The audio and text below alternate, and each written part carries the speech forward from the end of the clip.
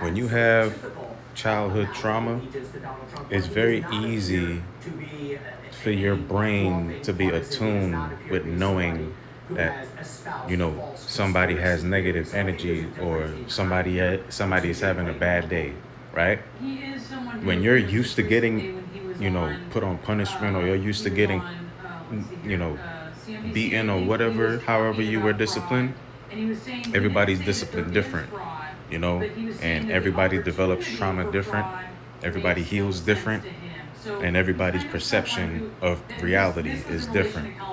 But one thing that is similar is the brain's development and being attuned to knowing and discerning between the energies.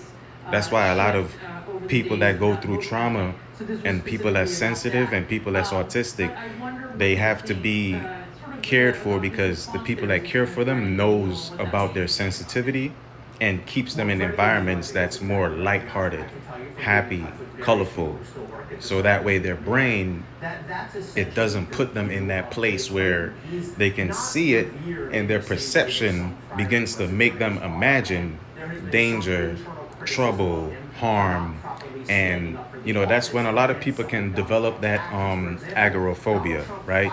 You tend to see things where it's not, or you might feel somebody's energy, or you might feel like an area is bad, so you would stay away from that area. And because that area is bad, you would think another area is bad, so you wouldn't go to that new area, or you wouldn't venture down that new road.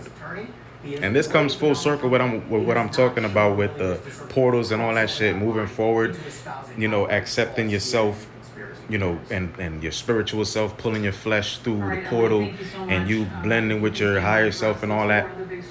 It's it's all part of the healing process,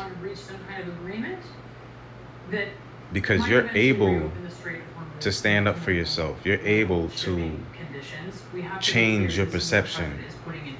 But until we get to that point in our personal journey where that switch is flipped, you can listen to it a million times. Like I listened and read the tablets of thought 100 times, and it wasn't until 2 years afterwards I understood what it meant. I thought I understood what it meant when I was listening and reading it, but turns out every single year, like the app in the app store, you gotta update, you gotta upgrade, you gotta develop, right? And it's levels to this shit. So you might think what you know is all that there is to know, and then you go in and you celebrate another birthday, and you realize, damn, I still got you know. And we sometimes we keep that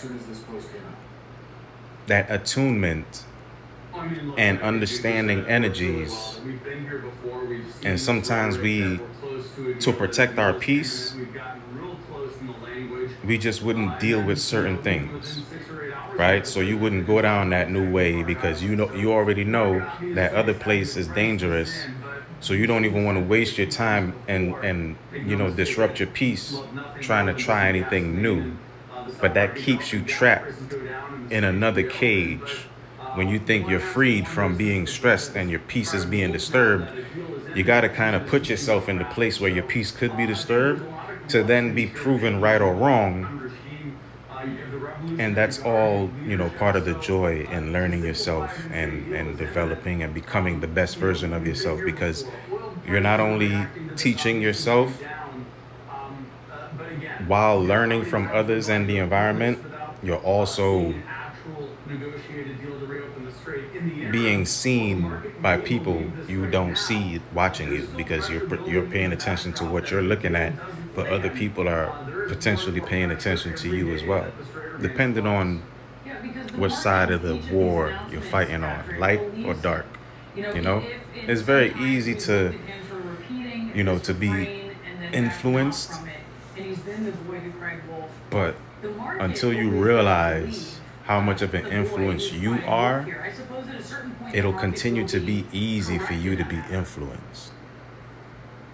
And that could trigger a lot of trauma.